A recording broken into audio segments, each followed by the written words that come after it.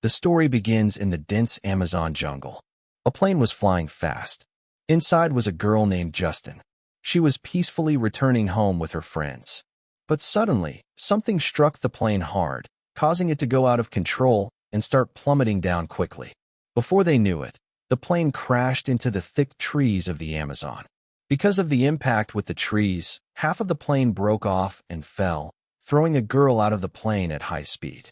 It kept falling. As the plane went down, more and more people started falling out of it. Seeing this, the people inside the plane began screaming loudly. Then suddenly, the plane crashed right in the middle of the forest. The crash was so severe that tree branches pierced through the pilot's stomach, and a girl died right in her seat. Seeing this, the others got scared and rushed out of the plane. But the danger wasn't over yet. This was just the beginning. As a man was running away in fear, his head suddenly hit the plane's propeller. He stuck. His GPS tracker got lost somewhere in these accidents. So now, they're stranded right in the middle of this dense forest. There's zero signal on their phones here, so they can't call anyone for help. To make things worse, the person who knew this forest best is now just a dead body lying out in the woods. But the real trouble is just about to begin. That's when Harm hears some strange noises coming from the forest. Listening closely, they realize these sounds are from the tribal people living in the jungle. Music, the people were there. He says that if they help us, we can all get back to the camp through the river, and from there, we can get help. But the biggest problem was that those tribals didn't understand Hindi at all, and as soon as they saw them, they attacked. During the attack, Harm's girlfriend dies, and the rest of the people are knocked unconscious by arrows. After a while, Justin wakes up. She finds herself in a wooden boat, and the people sitting in the boat are. There were tribal people living in the forest. Seeing this, she gets really scared and nervously tries to untie the rope around her hands. Just then, a tribal man shouts at her angrily. He was a ruthless butcher from a tribe of black-skinned cannibals. As the boat reaches the shore, the rest of the tribe members can be seen there. Whether old or young, everyone had their bodies painted red. Then, the captured students are taken to the tribal village. As soon as they reach the village, something strange happens to them. Welcome. Everyone starts touching them in strange ways. But when they see the skeletons and human skulls hanging on the wooden beams, they start feeling sick. Then, when they reach the tribal huts, music. An old man comes out of one of the huts, leaning on a stick. He was the elder chief of the whole village. In the entire tribe, music. His word was law. He slammed his stick on the ground loudly, and everyone there immediately fell silent. Music. After that, the village chief slowly approaches the students. He comes close and starts looking at them really carefully. Then he begins shouting something loudly in his own language. But the students don't understand a word he's saying. They just look at each other, totally confused. After a while, they're taken away and one by one locked inside pig cages. Outside the cages, a crowd of tribal people had gathered. They were staring at them like butcher's eye animals before slaughter.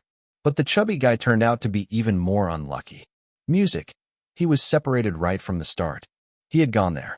Just then, an old woman nearby comes up to him and forcefully makes him drink some strange soup from a bowl. Then, they lay him down on a big stone, cut the ropes from his hands, and set him free. But as soon as he regains consciousness, he sees some tough-looking guys firmly holding his arms and legs. After that, the village chief comes up to him and, without any mercy, uses a knife to gouge out both his eyes in one swift move. Then, he starts eating them with great satisfaction. After that, his tongue was sticking out as he started eating. Meanwhile, the dark butcher pulled out a big dagger and began cutting off his hands one by one.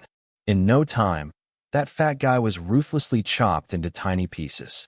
His body had now turned into food for the tribal people. They were cutting up his body just like a butcher would cut up an animal. Every part of the body was carefully separated. Then, they seasoned the meat well and put it into a clay oven. Within a few hours, the smell spread all over the village. Even the little kids started drooling out of greed. Meanwhile, Justin and his friends were terribly scared seeing all this. They were now completely sure that they had really become prey to cannibals. But among them, Har was quite calm. He took out his phone and tried to find a signal so they could get some help. But there was no sign of any signal at all. Meanwhile, the way the tribal people were sitting and eating looked like some kind of human feast. It felt like that. The only difference was that the food on their plates was human flesh. Although these tribes kept pigs and cows, they also kept humans locked up like this. The people trapped in cages ate, drank, and took care of their needs right there. But as night fell, some of the tribe's people quickly fell asleep since the whole village had no electricity. The rest had lit fires to keep the darkness away. Meanwhile, seeing the chance, Justin Music and his companions were quietly getting ready to escape. Just then, a man sitting nearby said, "If they can find their GPS tracker, they might be able to call for help from outside." But Harm said it's no use, Music, because these tribes are everywhere in this forest, and once they eat that guy's flesh, they'll come after all of us too. Hearing this, Justine gets really angry. Music, because it was Harm who brought them here, and now, because of him, their lives are in danger. But they couldn't just sit quietly and wait for death. Just then, a girl tried to get out through the cage's roof. She tried, but as soon as she stuck her head out of the cage, a nearby tribal caretaker immediately shot her with a tranquilizer dart, and she passed out, falling down inside the cage. The next morning, a little tribal kid was sitting next to Justin. His eyes were fixed on the locket hanging around Justin's neck. It had a strange whistle sound. Justin thought that if she made friends with this kid, maybe with his help, they could escape from here. So, she blew that same strange whistle from the locket. Hearing the sound, the Dark Butcher, he comes there with his people. He took all the girls out of the cage and brought them to the same spot where that fat boy was brutally bitten. All the girls are stripped of their clothes. After that, the village chief arrives and starts checking each one of them one by one. After a while, the other two girls are sent back to the cage. But Justin is taken to a different place. Soon after, heavy rain starts pouring from the sky. Because of the heavy rain, everyone except the guards goes back to their huts. They start leaving Music. Seeing the chance, a girl trapped in the cage nervously tells her to run away from there. She distracts the tribal guy by playing a phone ringtone. Then, quickly, she gets out of the cage and runs away. She had won races back in college, so even on the slippery ground, she didn't slow down. Music, after running some distance, she spots a wooden boat by the riverbank. She jumps into the boat right away and escapes. After the rain stops, the tribal guys catch Justin and take her back to the cage. Yeah, the strange thing was, they hadn't done anything to Justin, but his face and body were covered with this weird red and white paint. His friends had no clue what was going on. Even the chief was totally confused. Then a tribal girl showed up, her legs tightly tied. Seeing her, everyone suddenly understood. Turns out, the tribe was planning to marry her off to Justin soon. As soon as Justin found out, she got even more freaked out. Just then, Harm tells him that Justin should feel lucky because the people who marry him tend to live a little longer than prisoners. As soon as the bearded man hears this, he tells Harm to keep his mouth shut. Then he comforts Justin, saying they will definitely escape from here. Meanwhile, some tribal kids come towards the cage with bowls for food. While handing out the food, Justin's eyes fall again on that little tribal boy. This time, he whistles at him again. The boy then. He kept listening to the sound very carefully. Meanwhile, Harm angrily said this was all a pointless music attempt. Then he started eating the weird food in the bowl. The blonde girl sitting nearby found the music strange too, but she couldn't bear her hunger and began eating human flesh. As soon as the bowl was empty, she saw the tattoo in it and suddenly realized that the human meat she was eating was actually from the same friend who had escaped from this cage. Just then the girl goes into shock and immediately breaks a bowl to slit her own throat with it. Actually, the tribals had caught her friend, secretly beaten her up, and finished her off. But by the time her friends realized what was happening, the girl was already dead. However, they didn't want her death to be in vain.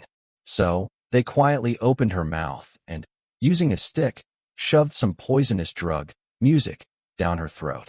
They thought that if the tribals consumed it, they'd all get drunk and pass out. The tribals had no idea about their trick at all. Just then, the Dark Butcher shows up and uses his dagger to chop the girl's body into pieces. Then, He throws the meat into that same clay oven to cook. After a little while, the smell of cooked meat spreads all over the area. As soon as some of the tribal folks eat the meat, they start feeling the effects of the drug, and before you know it, one by one, they all begin to collapse because of it. Taking advantage of the chaos, Justin and the bearded guy manage to slip out of the cage. Meanwhile, as another guy tries to get out of the cage, from behind, someone in a garland. He shoots a tranquilizer arrow so he doesn't become the first prey in a loss. Justin didn't have time to save him, so he ran away immediately. Music. After a while, when the boy wakes up, he sees two tribal men sitting in front of him, still laughing loudly because they're high. Seeing this, he thinks he can quietly sneak away. But the tribesmen are used to eating human flesh. Music. So one of them grabs his hand and bites it. Terrified, he starts running to save his life. But the boy's luck was bad. So the other tribals surround him from all sides. Music. Everyone starts tearing at his body like vultures and crows. And before long, they begin cutting him into pieces to take to their stomachs for worship. Meanwhile, Justin and that bearded guy start moving upstream along the riverbank. They thought they'd reach the rescue team soon. But just then, while crossing the river, Justin slips and falls straight into the deep water. Suddenly, she's swept away quickly by the rushing water. Hearing Justin's loud scream, the bearded man gets really scared too. Without thinking, he starts running along the water's edge to save him. Then, using a tree branch, he somehow manages to pull Justin out of the water. Now, the two of them begin moving deeper into the forest. After walking for a while, they realize they've reached the exact spot where their plane crashed. The bodies of the dead are hanging on sharp sticks around there. It had happened. Because of the sun and heat, those had now turned into delicious food for the tribals. Seeing all this, Justin completely breaks down inside. But the bearded man heads straight to the plane crash site, where he finally finds his GPS tracker. However, the GPS battery was completely dead, so it was already switched off. Then suddenly, Justin hears a ringtone from a mobile phone. Both of them immediately start checking the pockets of the hanging bodies nearby, and finally, they find Harm's girlfriend's phone. They find the phone in their pocket. Just as the two of them start feeling happy about it, suddenly the same tribal people show up looking for them, catch them again, and take them back to their village. After that, the tribal women start getting Justin ready for marriage, while the bearded man is tied tightly to a wooden post. Then the black butcher gives him a really brutal punishment. It was insanely cruel. Music. First, all the bones in his body are broken. Then they cover his entire body with a green liquid. He goes there. The smell of that liquid, music, attracts the big ants around him. Music. Within moments, millions of ants climb up his pole and spread all over his body. They start biting him rapidly, and he screams loudly in pain. Music. Meanwhile, Justin was all set for the wedding. Just then, the village chief comes up to him holding a small knife. He was about to start the rituals when suddenly, loud screams from the tribals are heard outside. Hearing this, the village chief stops the ceremony. He stops right there. Just then, a tribal guy comes running, holding a chopped-off human head in his hand. Actually, the rescue team had already reached the jungle. So, for the tribals, a new kind of prey had come walking to them. As soon as the village chief hears this, he immediately orders everyone to go out hunting. Within minutes, the whole village is empty. Only some kids and women are left behind. Among them is that little tribal boy who had heard Justin's whistle. Seeing the chance, the little boy quietly sets Justin free. Music. While running, Justine tries to save the bearded man too. But that man grabs her phone, music, and tells her to run away immediately. Justine didn't want to leave him alone. But then that tribal kid knocked the man out and quickly slit his throat. That's how the bearded man died too. Music. Justine was completely shattered inside after seeing all this. Still, staying there was pointless. As she starts to run away, music, she's suddenly grabbed from behind and pulled into a cage. He starts yelling to leave, but Justin just leaves that cheater behind and moves on. The little boy guides her and takes her pretty far from the village. Music. With his help, Justin is about to get out of the jungle soon. But before leaving, Justin gives the kid her city locket as a gift. Music. While crossing the river, the tribal people from the village spot her. Meanwhile, they also see a jaguar there. The villagers consider this animal sacred, and when they saw the jaguar focusing on Justin, they didn't attack. Music, so he took that as a sign and didn't chase Justin. After crossing to the other side of the river, Music, Justin sees a fight breaking out. The tribal people and the rescue team are facing off. But the rescue team is better armed. So, the tribal people start getting killed one by one. Music, Justin accidentally ends up right in the middle of the fight. Seeing the dying tribal people, an idea suddenly hits her. She quickly pulls out her phone and hurriedly, Music, calls for rescue. She reaches the team and assures them she's not one of the tribe's people, so they shouldn't shoot her. Seeing Justin with the phone, the team immediately calls her over. Finally, the team stops attacking the tribe's people. Music, just before getting on the helicopter, a man asks her if anyone else survived. Without hesitation, Justin replies, "No, I'm the only one left. Everyone else is dead." After that, Justin is safely sent back home. And there, forever in her heart, she got stuck among the tribal people. Soon, the news about Justin narrowly escaping that dangerous plane crash spread all over the world, and she became famous on social media in just one day. But she never revealed that her companions didn't die because of the crash, but because of the tribal people. Instead, she told the world that if it weren't for the help of the tribal folks, she would have died in the Amazon jungle after the crash. She didn't tell the truth to protect the tribal community from disappearing. Just as Justin was about to go to sleep after the interview, he gets a call from Harm's sister. She tells him that in the satellite images, she saw a man whose whole body was painted black, and he looked a lot like Harm. The meaning was clear. Harm had now become a new black butcher for the tribal people. And with this chilling revelation, the story ends right here.